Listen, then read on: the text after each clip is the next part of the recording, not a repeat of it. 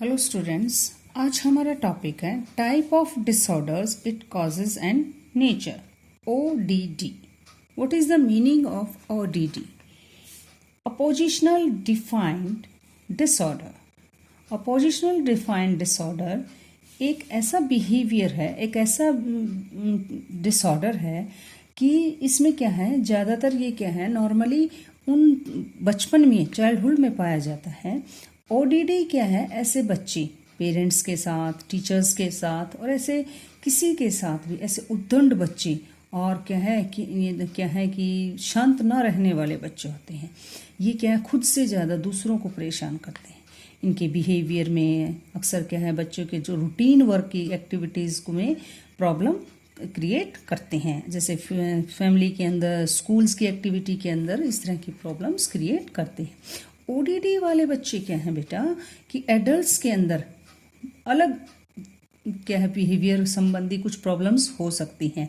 जैसे क्या है, वो कंसंट्रेशन डिसऑर्डर है, लर्निंग प्रोसेस के अंदर वो डिसऑर्डर है, मेंटली डिसऑर्डर्स होता है. नेक्स्ट क्या है कि सिम्टम्स ऑफ ODD. इस क्या सिम्टम्स हैं इनके अंदर, क्या है कि इनके व्यवहार में, बिहेवियर में चिड़चिड़ापन आता दिखाई देता है. ये अपने बड़ों से, खासकर अपने पेरेंट्स के साथ नॉर्मली बहस करते दिखाई देते हैं. ये क्या है, जानबूझकर रूल्स रेगुलेशन को तोड़ते हैं, तो गुस्सा करके गुस्सा दिलाते हैं और अपना स्वयं का गुस्सा बाहर निकाल कर क्या अपने नियंत्रण को खो देते हैं.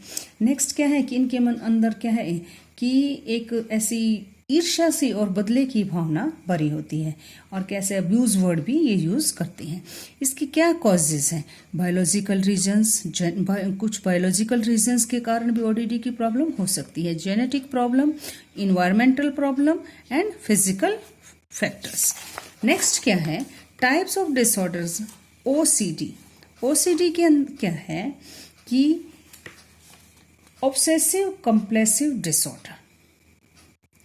इसके अंदर क्या है, obsessive compulsive disorder is a common chronic and long lasting disorder in which a person has uncountable respective thoughts and behavior they cannot control.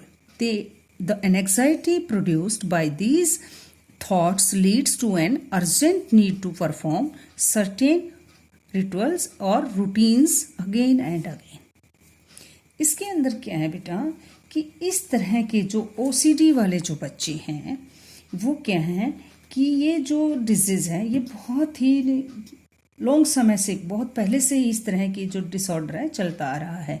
इसमें क्या है, व्यक्ति क्या है अपने आप को कंट्रोल नहीं कर पाता, रिपीटेड कुछ बातें करता रहता है और इस तरह से क्या है वो अपने आप पे कंट्रोल नहीं कर पाता और उसके अंदर जो थॉट्स मन में आते हैं और इस तरह की जो चिंताएं, घबराहट होती है वो इस तरह का व्यवहार करने के लिए उसको बाध्य कर देता है, जो उसके कंट्रोल में नहीं होता है.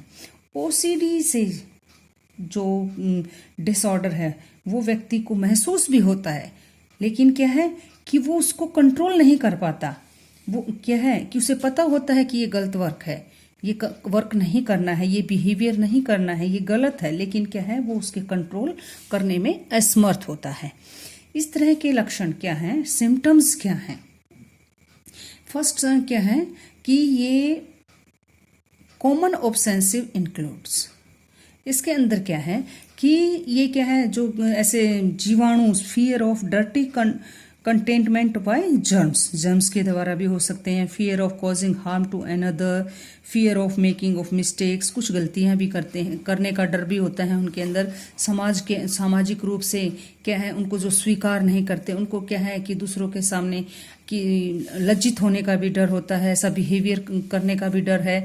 तो क्या है, कुछ चीज़ों को क्या है कि डिसिप्लिन या क्रमबद्ध तरीके से सेट नहीं कर पाते हैं और ये क्या है, अत्यधिक संदेह और क्या है, लगातार आश्वासन की आवश्यकता महसूस करते हैं कि उनको कोई बार बार कोई चीज़ कहे तो वो ठीक हो सकती है. नेक्स्ट क्या है इसके अंदर, कॉमन कॉम्प्लेक्सिव डिसऑर्डर. इसके अंदर क्या है कि जैसे क्या है, रिपीटेड बाथिंग, शॉवरिंग और वॉशिंग हैंड्स. वो बार बार क्या है बात करने की उनके अंदर एक हैबिट सी होती है, वो बार बार हैंड वॉश करते हैं. Refusing to shake hands, to touch door knobs, वो क्या है कि बार बार क्या है कि एक दरवाजे को टच करने के लिए मना करते हैं तो उनको भी टच करते ने कोशिश करते हैं, बार बार चीज़ों को रिपीट करते हैं, चेक करते हैं। नॉर्मली क्या है कार्यों को करते समय क्या है मन में या क्या है जोर जोर से बोलकर काउंटिंग करते हैं।